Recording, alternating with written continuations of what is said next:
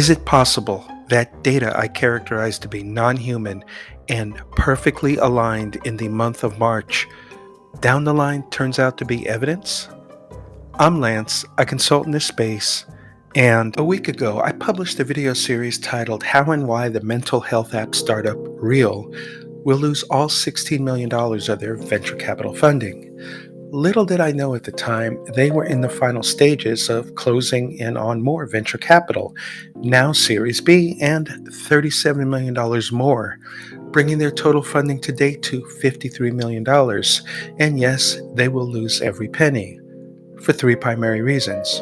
One, they're not disruptive in any way and have no differentiator. Two, they don't understand online business development. And three, they don't understand themselves and where they fit into this vertical business space. In that video series, I support these three opinions granularly with facts. And in part two of that video series, I documented and walked you through this startup's March 2022 organic traffic from Google that miraculously more than doubled and was most likely non-human traffic.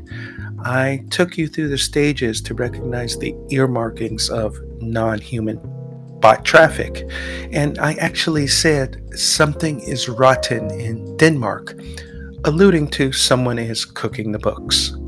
Well, now we have a clearer picture of the motivation to conjure the appearance of a high level of interest in the company when there is none. And how do I know there is none? Well, yes, I and all Google analysts use an array of intelligence tools that give us a picture of the online interests in a business, granularly. But as I said in that video, it's right there for everyone to see, in plain sight. The key performance indicator, the KPI, is the Apple App Store, and that metric right there, the ratings downloads of the app. 8 days ago, that metric was at 125. Today, it's at 130. Over 8 days, that metric creeped up 5 units. That's disastrous and a sign of there being no pulse. And if you were to call that shitty performance, you would be wrong.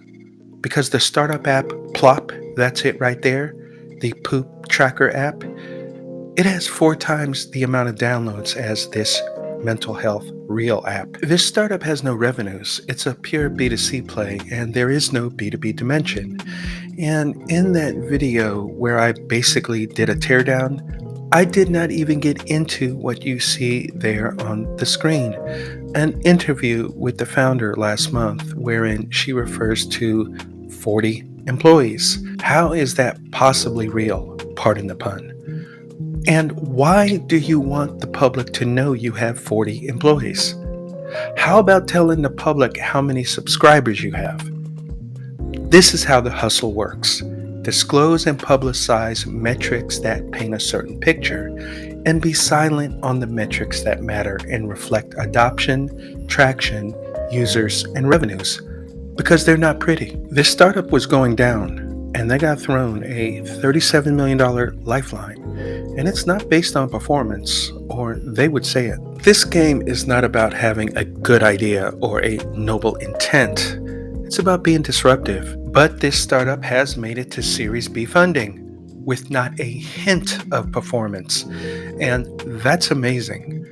This all reminds me of Theranos 2.0, right down to the Stanford connection with the founder. You know, Theranos, Elizabeth Holmes, who was found guilty of defrauding investors. I don't think any fraud here is taking place.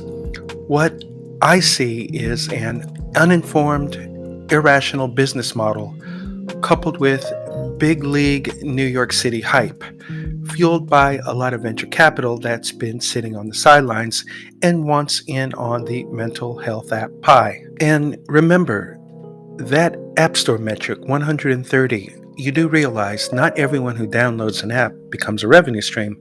But for the sake of argument, let's play this out. Let's say every 130 of those people that downloaded this app bought the most expensive product the Real offers, the $90 one-year subscription. That would be a total of just over $11,000 in revenues for the $16 million startup. Now, a $53 million startup? So, no, this isn't Theranos 2.0, but this is pets.com.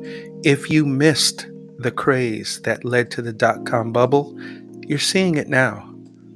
A flood of venture capital has poured into the mental wellness healthcare app space, and you have these back of the napkin business models overnight getting funded. And for those unfamiliar, Series B funding, what this startup just secured to the tune of $37 million, it's for scaling. It's for startups that have established a substantial user base and they're ready for success on a larger scale. And the startups need this funding to meet the pent up demand they've established. That's non existent here. If you enjoyed this video, hit the like button, share it with a friend. If this is the kind of thing that interests you, subscribe. I'm Lance. This is Therapy Grind. Until next time, take care.